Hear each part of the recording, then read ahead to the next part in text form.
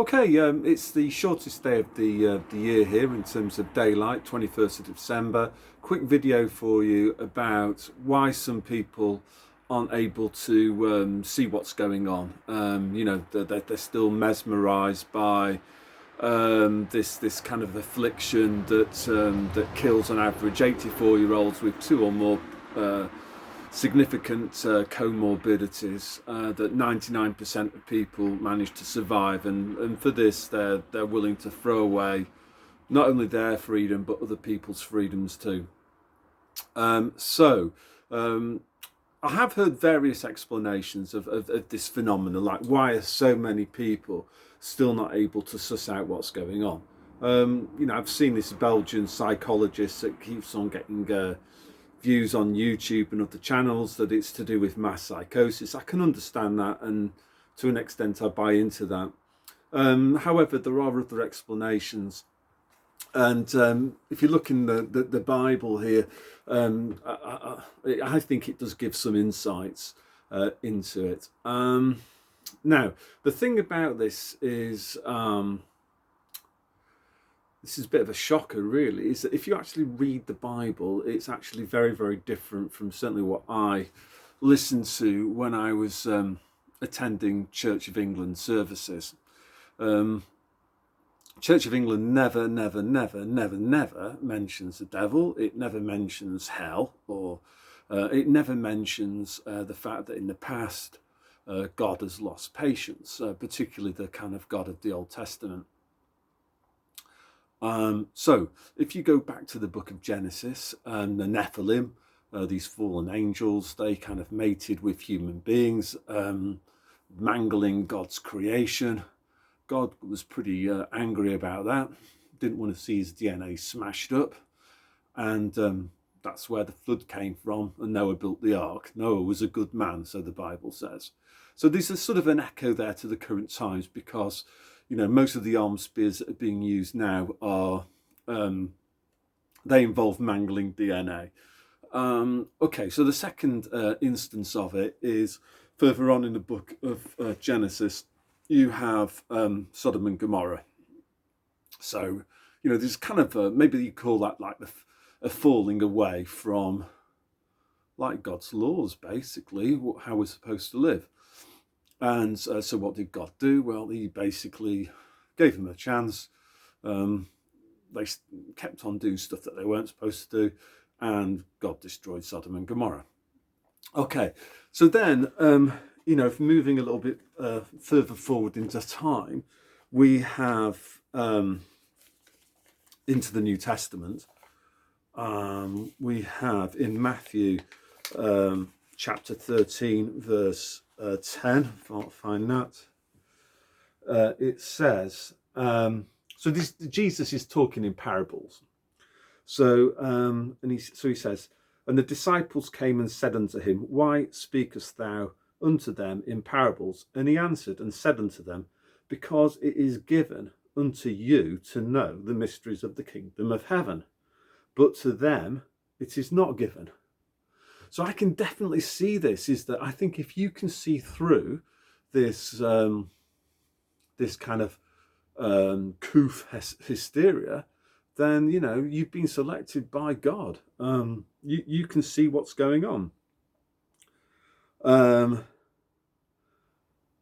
then it says, so verse 12, for whosoever hath, to him shall be given, and he shall have more abundance. But whosoever hath not, from him shall be taken away even that he hath. Therefore speak I to them in parables, because they see not, and hearing they hear not, neither do they understand. So again, for me, people can be presented with these facts, and they just can't hear it, they can't understand it. So moving a bit further forward into verse 24, so Jesus carries on, he says, another parable put he forth unto them, saying, the kingdom of heaven is likened unto a man who sowed good seed in his field. But while men slept, his enemy came and sowed tares, that's like weeds, amongst the wheat, and went his way. But when the blade was sprung up and brought forth fruit, then appeared the tares, the weeds also. So the servants of the household came and said unto him, Sir, dost thou sow good seed in thy field? From hence then has it like weeds? He said unto them, An enemy hath done this. The servant said unto him, Will thou then that we go and gather them up? But he said, Nay, lest while ye gather up the weeds, ye root up the wheat with them.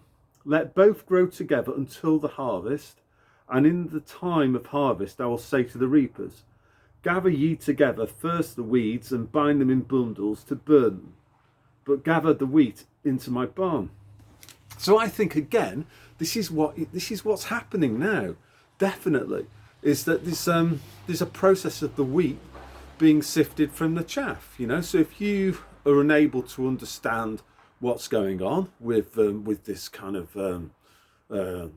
chaff crisis, and you've been conned into taking the arm spears, I think from my perspective, there's a good chance I think you've been consigned to the rubbish bin. You're the chaff, and for me, I've not met a single person yet, a decent person, who's not seen through this. However, all the dodgy people that I knew, they've not seen through it, and they just won't see through it, or they won't even listen. Okay, so moving a further forward into 2 Thessalonians, so into chapter 2, verse 2. So, hang on, sorry, I just need to get this right. Yeah. So Jesus says, that ye be not soon shaken in mind or be troubled, neither by spirit nor by word, nor by letter as from us, as that the day of Christ is at hand. Let no man deceive you by any means, for that day shall not come except there come a falling away first, and the man of sin be revealed, the son of perdition. Remember ye not that when I when I was yet with you, I told you these things. Okay, so it carries on.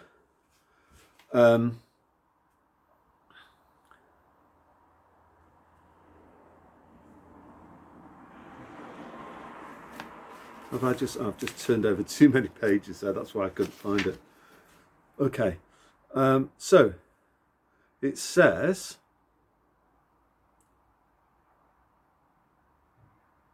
yeah, so he's talking, it then goes on to talk about the man of sin being revealed. This is the person that turns into Satan. So it says, even him whose coming is after the working of Satan, with all power and signs and lying wonders, and with all deceivableness of unrighteousness in them that perish, because they received not the love of the truth, that they might be saved. And for this cause God shall send them strong delusion, that they should believe a lie, and that they all might be damned who believe not the truth, but had pleasure in the unrighteousness. So again, for me, this is just fitting in massively with what's going on at the moment. There are people who've fallen for this strong delusion, which is Divock 91, this deadly disease, and the need to take an arm spear. And I think that this is just God's way of taking in the harvest, that not everybody's going to make it. Madonna in that Eurovision thing where, she's doing all the New World Order rubbish with covering her eye up and saying, not everyone's going to make it. Well, yes, she's right, but it's actually, it's God that's allowing this situation to happen. Basically there has been a massive falling away, and, it's time for God's reset. Never mind the Greta reset of the World Economic Forum. This is the real thing. And basically the people, God has sent a strong delusion. This explains why people can't see this scam for what it is, and they're rushing off to get the rooster booster for the moron variant. And this is the strong delusion, and people are euthanizing themselves. Yeah, and that's what I think's going on. Okay, right. Sorry for the shaky camera. I was a bit cold. I should have put a coat on. Okay, God bless.